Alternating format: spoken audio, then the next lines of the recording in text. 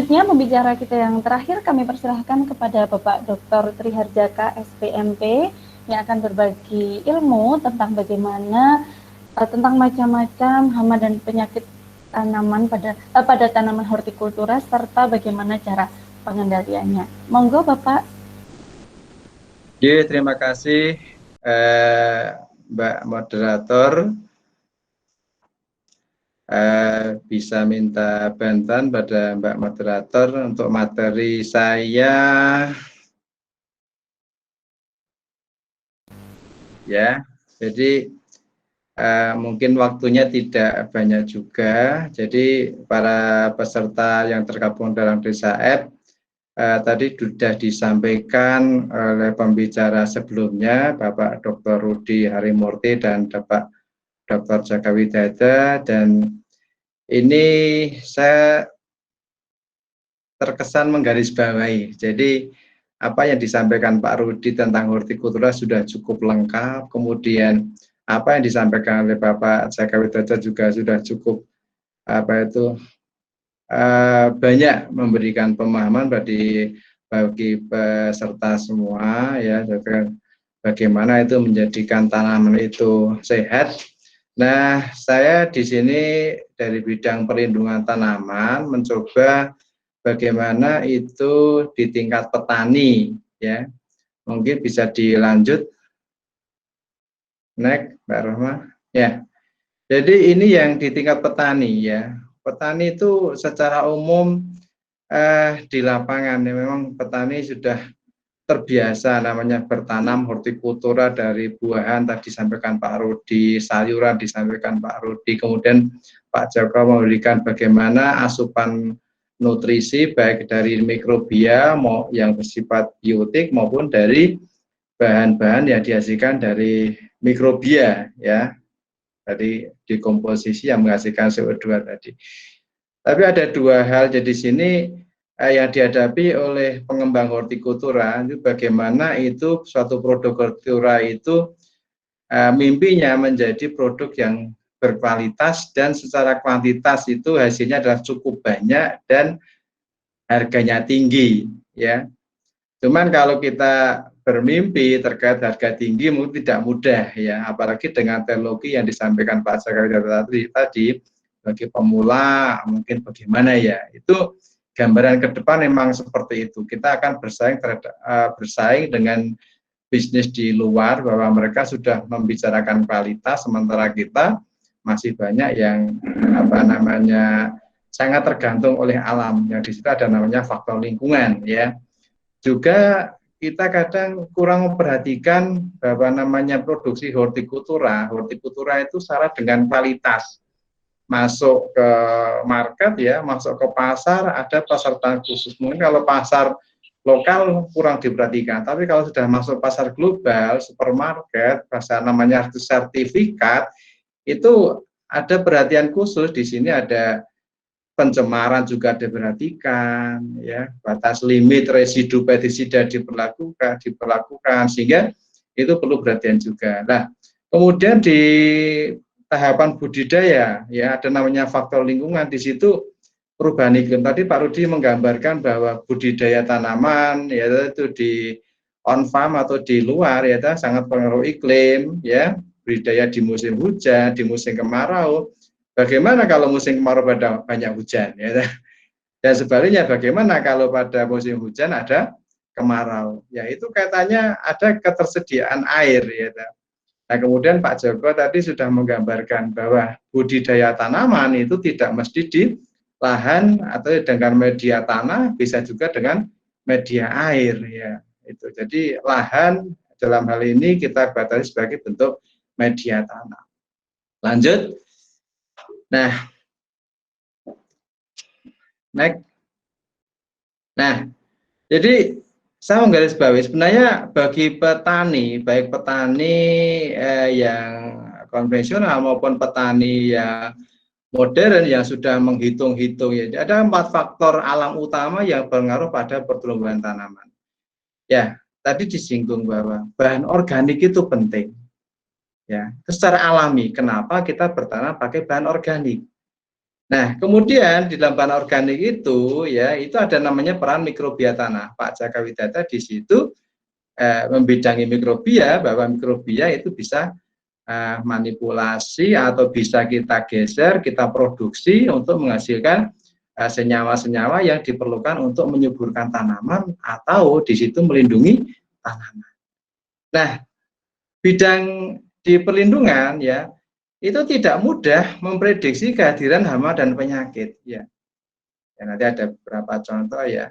Dan umumnya ya itu petani itu umum ya, sangat umum ini masih mengandalkan pestisida untuk bisa mengendalikan hama dan penyakit.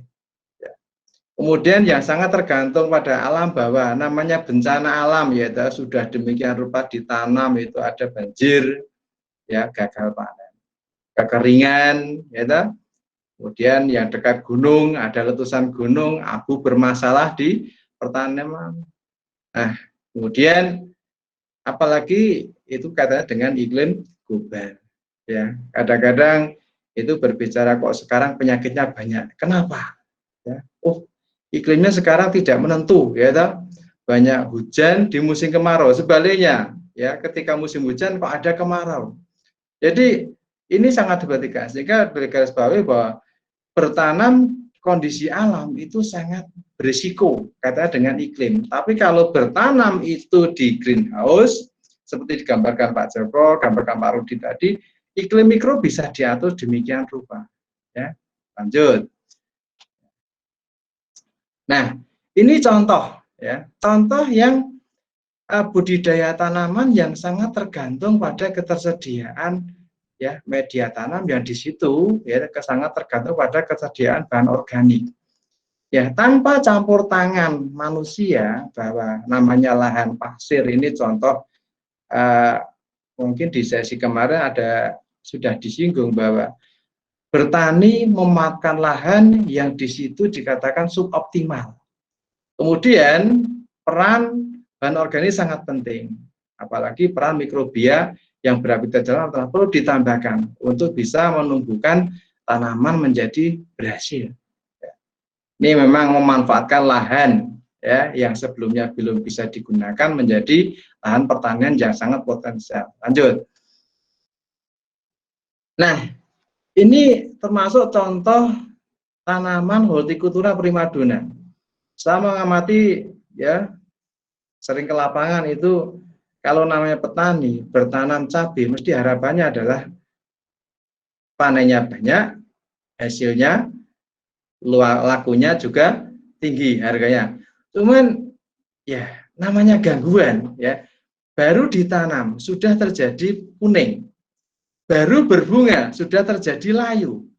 Baru berbuah sudah terserang lalat buah. Menjelang panen terserang penyakit antraknus. Ya. Nah, teknologi-teknologi seperti digambarkan Pak Jaka Widata tadi, ya, itu adalah upaya sebenarnya bagaimana meminimalkan resiko satu, ya, inokulasi mikrobia untuk mencegah supaya tidak terjadi kuning, ya, inokulasi media tanam, ya, dengan mikrobia untuk mencegah terjadinya layu. Dan juga pemberian bahan, tadi disinggung juga kitosan untuk mencegah terjadinya penyakit busuk yang menyerang buah. Dan ini sebenarnya tidak hanya cabai saja, banyak tanaman hortikultura ya. Ini kan cuma sampel saja karena 15 menit ya. Nah, lanjut. Nah, ini contoh. Sekarang di mana-mana berbicara namanya pepaya California. Kita mimpi ya, banyak petani. Ya, dan saya akui bahwa dalam 1000 meter dapat 20 juta, 30 juta hal biasa. Cuman kalau sudah nasibnya bertanam pepaya, ketika masanya menjelang panen, pepayanya gugur, ya, kemudian masa saatnya berbunga, dinaiki siput, ya itu masalah juga. Ya. Nah, durian, tadi Pak Rudi menggambarkan ada durian musangking, ada durian bawor, ya. Kita tidak tahu bagaimana si hama yang bisa menyebabkan kerusakan buah itu munculnya kapan. Itu suatu masalah. Jadi petani itu ya sebenarnya tidak gampang sebenarnya. Nah, seandainya petani itu ya memahami ilmu lingkungan, ilmu tanaman, ilmu hama, ilmu iklim, nah itu luar biasa. Tapi kan itu butuh waktu, sehingga ini Desa App ini membantu bapak-bapak, ibu-ibu atau petani-petani muda yang minat ke sana itu ya bisa menjembatani bagaimana ilmu pertanian itu bisa diterapkan betul sehingga petani menjadi petani yang sukses, capaian produksi tercapai, capaian kualitas tercapai, dan capaian harga juga tercapai. Jadi berbicara dari hulu bagaimana budidaya tanaman dan bagaimana hilir itu bisa produk pertanian itu bisa masuk ke pasar, sehingga petani itu tidak banyak mengeluh karena produknya rusak, harganya murah, tapi memang produksi bisa disetel dan harganya bisa diatur sesuai dengan komitmen pasar. Lanjut. Nah, ini kalau petani masih sangat tergantung pada alam. Musim kemarau, ya cocoknya musim kemarau tanaman apa? Musim hujan, cocoknya musim hujan karena apa? Ya, ini menjadi kegagalan yang kadang kurang bisa diantisipasi. Ya, kalau petani hanya atau sebagai petani hanya mengandalkan musim kemarau, musim penghujan, namanya berarti adaptasi. Tapi kuncinya kemarau hujan itu kan sebenarnya kan bahwa tanaman itu hidup butuh air. Tanpa air tanaman tidak bisa hidup. Ya, sehingga ada namanya greenhouse, ada namanya vertigasi. Tadi gambarkan Pak Joko, gambaran Pak Rudi itu. Itu kalau air. Ini gambaran konvensional sehingga ada metode panen air hujan. Itu aja nggak cukup. Ya, lanjut. Nah, sehingga kita garis bawahi bahwa sebagai petani kita itu ada 5 faktor penentu keberhasilan. Yang pertama, itu mesti harus punya kesiapan bibit seperti apa yang kita anggap unggul bermutu. Pak Rudi menggambarkan bibit durian. Ya, kemudian ketersediaan pupuk dan penggunaannya secara berimbang, karena pupuk, gambaran pupuk di situ ada unsur-unsur yang dibutuhkan oleh tanaman. Tadi Pak Jaka menggambarkan bahwa pupuk belum secara detail, nanti bisa diskusikan, tapi pupuk itu ya kalau pupuk kimia hanya NPK mungkin tidak bisa terserap karena di situ ada faktor yang keempat, ya, kebutuhan air. Nah, tapi sebagai petani harus paham betul bahwa namanya bertani itu harus mau istilahnya itu mengelola tanaman dengan baik. Istilahnya kalau Jawa itu ya namanya harus mau obah gitu ya. Jadi media tanaman harus dikelola dengan baik, nah, kemudian disesuaikan dengan kebutuhan tanaman. Nah, air sudah, dan bagian yang terakhir adalah bagaimana melindungi tanaman dari gangguan organisme pengganggu tanaman, dalam hal ini hama, penyakit, dan di lahan ada namanya gulma. Lanjut. Nah, antisipasinya bagaimana? Ya, ini semacam teori saja. Jadi saya menggambarkan bahwa itu saya juga seorang petani. Kalau pengen bertanam, mesti mengenali iklim secara global. Ada musim penghujan, musim kemarau. Tapi secara lokal, ya, itu ada namanya kesesuaian. Ya, kesesuaian suatu tanaman pada suatu jenis iklim tertentu. Ya, karena hama, penyakit itu tidak datang setiap hari. Ada faktor yang sangat menentukan kehadiran hama, ada faktor yang sangat menentukan kehadiran patogen tumbuhan atau yang disebut menjadi penyakit tanaman. Ya, mungkin Bapak Ibu atau peserta yang sudah pernah mencoba praktek budidaya cabai, budidaya pepaya, dan tanaman-tanaman semusim, ya melon, semangka, mungkin sudah pernah mengalami namanya kok tiba-tiba sekian ribu tanaman layu, ya, kok tiba-tiba sekian kelompok tanaman cabai mengalami busuk, ya, tiba-tiba sekian buah pada pepaya gugur. Nah, ini karena kondisi iklim dan patogennya itu tidak kelihatan. Ya, tapi kalau sudah bertani 20 tahun akan hafal, ya, kondisi seperti apa yang itu menjadi faktor penyebab kegagalan akibat gangguan organisme pengganggu tanaman. Nah, sehingga prinsip utama dalam budidaya tanaman adalah bagaimana membuat tanaman itu sehat. Ya, tadi sebelumnya, slide sebelumnya itu ada namanya 5, ya itu kita sebut sebagai panca usaha tani.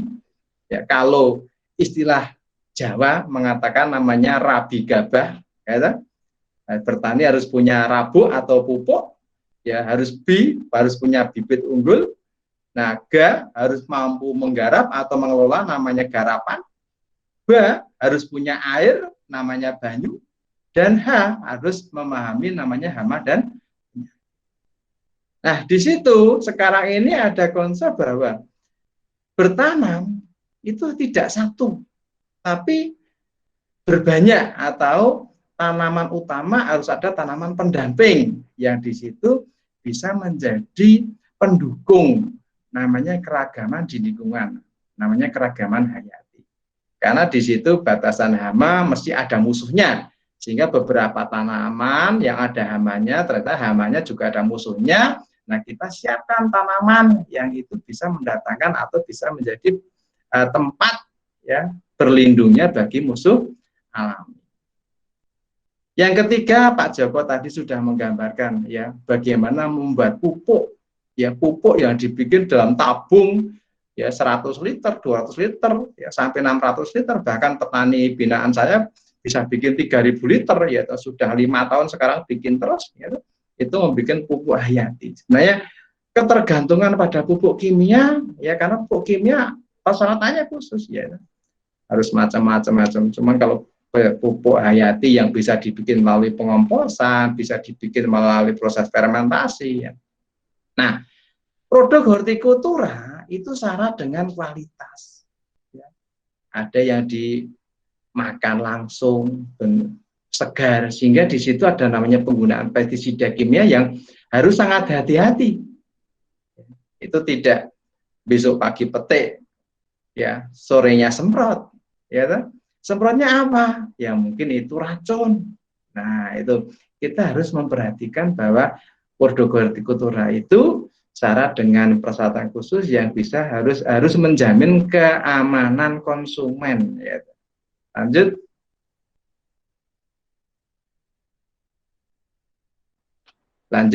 Mbak. Nah, ini upaya yang sebenarnya ini overlap dengan apa yang disampaikan Pak Jaka tadi. Jadi meningkatkan kesehatan tanaman, tadi apa yang disampaikan Pak Jaka tadi, gambar-gambar tadi, itu secara teori begitu ya. Sudah sampaikan bahwa di situ pengkayaan pupuk untuk menambah mikroorganisme ya pada media tanam, ya sehingga itu seakan seperti kita gambarkan adalah memberikan asupan sejak awal. Jadi tanah yang sebelumnya belum ada mikroorganisme yang membantu tanaman, diberikan dulu. Artinya apa? Pengkayaan pupuk organik dengan tambahan mikroorganisme.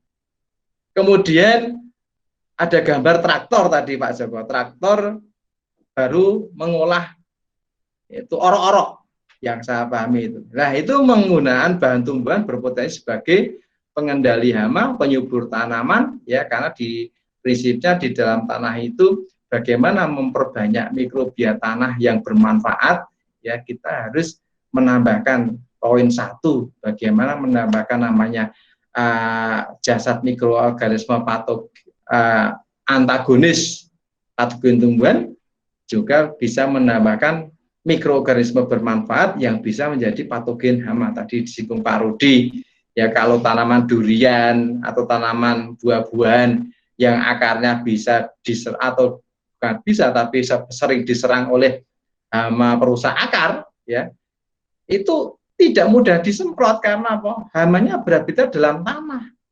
Nah, kalau tanahnya itu sudah dikasih patogen hama, begitu hamanya datang bertelur, nah telurnya bisa terinfeksi oleh patogen hama sehingga itu bisa selamat.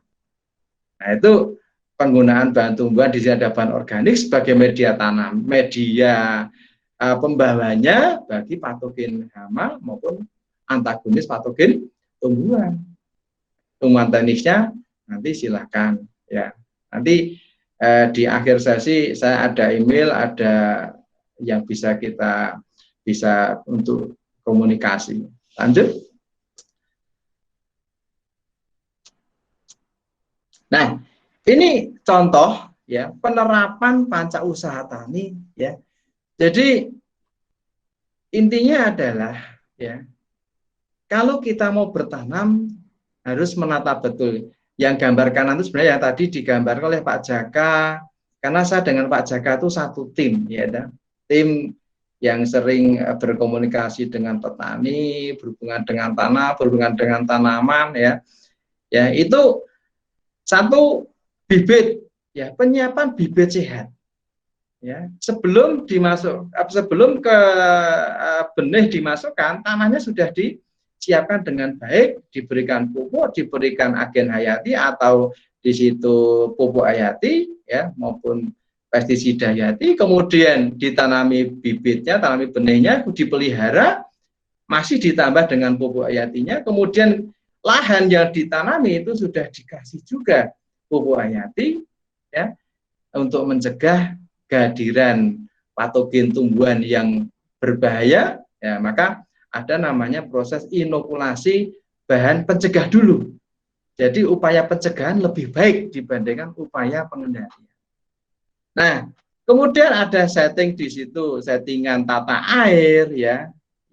Jadi kebutuhan air tanaman harus dipenuhi. Karena apa? Tanah yang bisa mendukung pertumbuhan tanaman menjadi vigornya bagus, ya kapasitas lapang tanah bagus, nah, sehingga pertumbuhan tanaman lebih cepat dibandingkan ketika ada infeksi patogen, dan infeksi patogen bisa ditekan dengan adanya ya bahan-bahan antagonis patogen tumbuhan. Kalau ada hama, ya hama berhabitat dalam tanah, sudah kita berikan dengan bahan atau agen yang bisa mencegah kehadiran atau pengendali hama berhabitat dalam tanah. Nah, kemudian di atas ya banyak mau dengan pestisida boleh ya, tetap harus mendasarkan bahwa pestisida itu digunakan kalau memang betul-betul diperlukan. Artinya apa? Di sini pemahaman hamanya apa harus dijelaskan. Ya, tidak ada hama langsung semprot insektisida, apalagi mau dipanen, apalagi sayuran. Wah itu ya perlu pemahaman lebih dulu supaya tidak terkesan sebagai petani hortikultura itu menebar racun bagi masyarakat. Ini saya kira itu ya sudah melebihi waktunya. Ini kalau ada diskusi ya saya terbuka ya. Ini bisa via WA ya atau via email. Ada dua email UGM maupun email yang mobil itu pakai Yahoo ya. Nah, atau nanti bisa melalui desa app ya. Saya sering berkomunikasi via app. Demikian Mbak Rohmah sebagai moderator acara, waktu kita kembalikan. Jaya matur nuwun sangat Pak TH. Nah, yang saya garis bawahi juga di sini tadi ada pernyataan bahwa tanaman hortikultura ini kan biasanya produknya syarat dengan kualitas, ya kan banyak yang dimakan segar, dimakan langsung gitu ya, sehingga pada saat pengendalian OPT-nya itu harus hati-hati dengan residu dari pestisida ya. Pestisida hanya boleh digunakan hanya pada saat benar-benar diperlukan saja. Nah, begitu ya.